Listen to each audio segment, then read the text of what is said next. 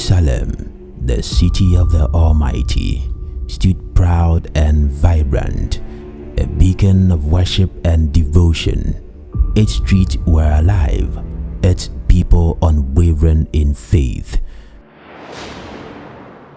But dark clouds gathered on the horizon, heralding the approach of an unstoppable force.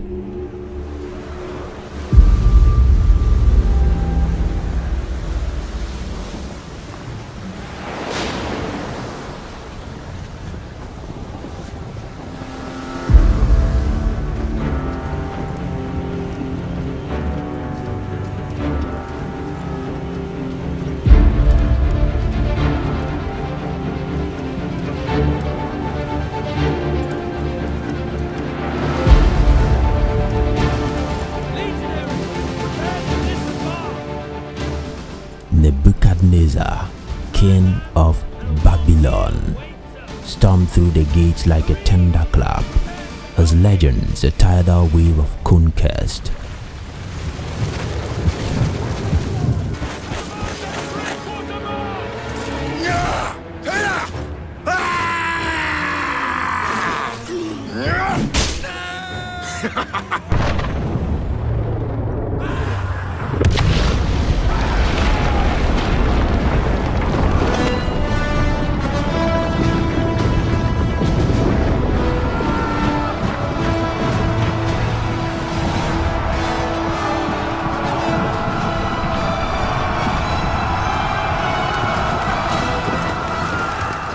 This was no mere raid, it was annihilation, precision and greed.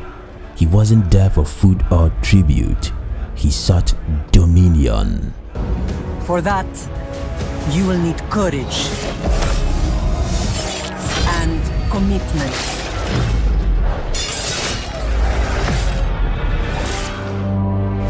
Not just over Jerusalem's treasures, but over its very soul. The treasures of the temple were seized, sacred vessels ripped from holy hands. But that wasn't enough. No, Nebuchadnezzar hungered for more, the minds and future of Judah. He sought its elite, the strongest, the brightest, the finest of its youth. And amongst these captives stood 4 young men, Daniel, Hananiah, Mishael, and Azariah, teenagers, dreamers. But in an instant, their world was shattered. Ripped from the arms of their families, they marched into the hearts of Babylon as prisoners of war, destined to face a land of idols and kings, where faith will be tested in the fires of tyranny. This was no ordinary capture. This was the beginning of a battle, not of swords and shields, but of faith and unyielding spirit. The story of Daniel had begun, and history will never be the same. Now, Babylon wasn't your average city. It was the Las Vegas of the ancient world. Big, bright, and full of excess. But here's the twist. Instead of shoving these young men into hard labor, Nebuchadnezzar had other plans. He wanted to turn them into Babylonians.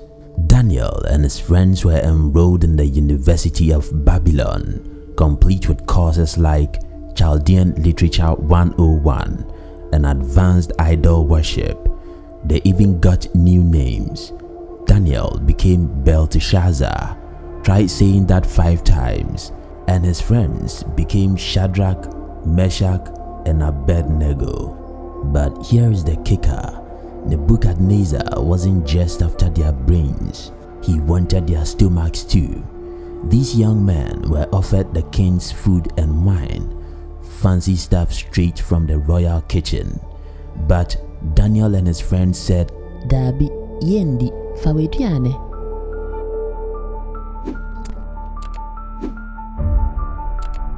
Now, you might be thinking, why refuse royal food? Was it that bad? Was there no salt? Well, the problem wasn't the taste, it was the meaning. The king's food was likely dedicated to idols, and it broke the dietary laws God had given the Israelites. So Daniel, bold as ever, went to the chief official and said, Listen, my friends and I are going on a veggie and water diet. Daniel 1:12. The official looked at him like he just suggested eating grass. Ah, you want to survive on what? The king will kill me if you look like string beans. But Daniel, with that whining smile, said, Give us 10 days. If we look worse than everyone else, we'll talk.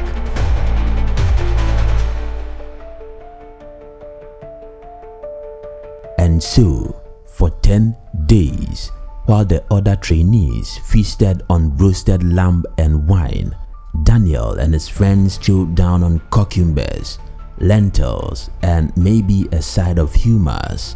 By the end of it, something amazing happened. While the others looked like they had spent 10 days at an all-you-can-eat buffet, Daniel and his crew were glowing. They looked healthier, stronger, and sharper than anyone else.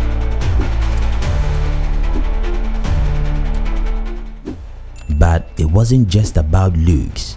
God gave these young men something even better: wisdom and understanding that blew everyone else out of the water. Daniel, in particular, had a knack for interpreting dreams, a skill that will come in handy later. When the king himself tested them, Daniel and his friends were found 10 times better than all the magicians and enchanters in the kingdom. 10 times, people. 10 times. Daniel 1:20. And so these young men stood firm, proving that faith in God, a refusal to compromise, and maybe a little broccoli can lead to incredible things. So whether you are facing a challenge at home, work, or just trying to say no to that extra slice of cake, remember Daniel and his friends. Stand firm, trust God, and who knows, you might just end up 10 times better than you ever imagined. Thank you, and don't forget to subscribe, eat your veggies and fruits. Yeah, see you some other time.